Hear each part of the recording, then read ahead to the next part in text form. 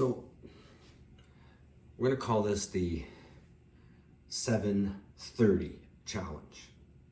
Okay, so 7 days and every day, 30 conscious breaths. Okay, doesn't matter if you want to do 10, 10, 10, 15 in the morning, 15 in the afternoon, or it doesn't matter. Do 30 all at once, doesn't matter. Make sure it's from the belly, right? So you're breathing deeply, right? It's not sniffing, it's pulling using the abdominal muscles, right? The diaphragm. And that's it. Set a timer on your phone. In the morning, in the afternoon, a reminder. Timer goes off, you do your 10 breaths or 15 breaths or whatever it is. It's a little thing. It's simple, costs you nothing, doesn't take any of your time out of your day. You're breathing anyways, right? That's what my kids always say. We're already breathing. Yes, but unconscious breathing is shallow and it's just enough to keep you alive. Conscious breathing is profound, it's deep, and if you want to not just survive but thrive, then you need to be doing conscious breathing. Okay, it's powerful, it shifts patterns. Just doing this will kind of loosen things up a little and make some space in your life for some of the stale, stuck things to kind of move away, move out, disintegrate, and for some new higher vibe stuff, new interesting stuff to start to anchor in. And once you've done it for 7 days, it's kind of like riding a bike, right? You start off in first gear and it gets going, and then you kind of have to get into second and you have to get into third gear. You start this momentum. It's easy. It's simple. I mean, do it, don't do it, whatever. But easier than this couldn't really be, right? And then at the same time, get yourself a notebook, something you can write in. Maybe you already have one. It's nice if it's kind of, if it's nice, not just, a scrapbook, let's say. If it's kind of like a journal, it's nice, ideally. If not, it doesn't matter. But maybe you have one. If not, you can find a nice one at the dollar store or something. It doesn't really matter.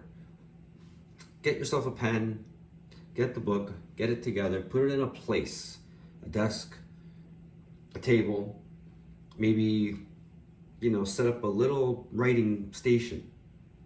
Maybe you have some candles or some crystals or something nice, some little pictures, or make a nice little spot where you can just give yourself some time to do some writing. And don't even do the writing now if you don't want to. That doesn't really matter. Get the book, get the pen, get it kind of set up, get it ready to go so that you're kind of noticing it, right? Get yourself, start imagining yourself sitting there and doing a little bit of writing. And then maybe we'll do another challenge after this. Maybe we'll call it the 7:15 challenge, where it's 7 days in a row, 15 minutes. You do some writing, right? Just getting it set up, right? Gets the wheels in motion. Actually, then doing it becomes so much easier. Okay? You don't have to start it right away. You can, but sometimes it's nice to just ease into things. Imagine them. Okay, sort of sketch them out.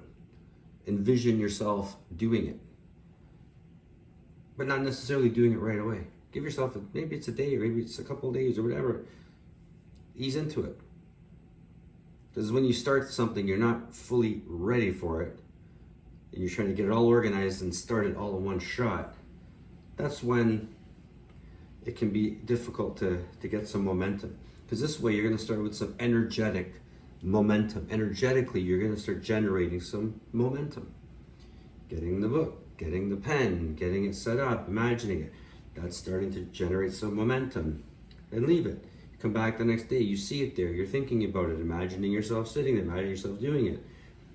then you actually say, hey, I got some time, I'm gonna actually do it. You're gonna sit down and do it, right? Momentum, momentum, momentum. You don't want to have to be trying to generate all the momentum all at once every time you try to do something. Generating momentum gives you the opportunity to start to also get the hang of things. Easing your way in, there's no rush, there's no pressure.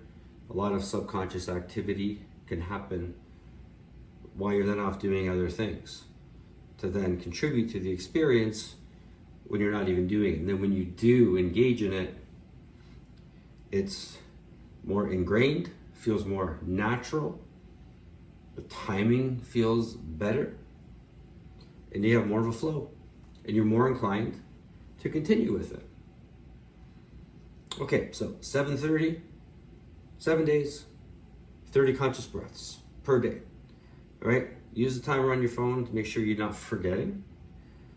And then you can start looking ahead a little bit to the 7:15 challenge, which is the writing, getting that stuff. Okay, all right, let's get to it.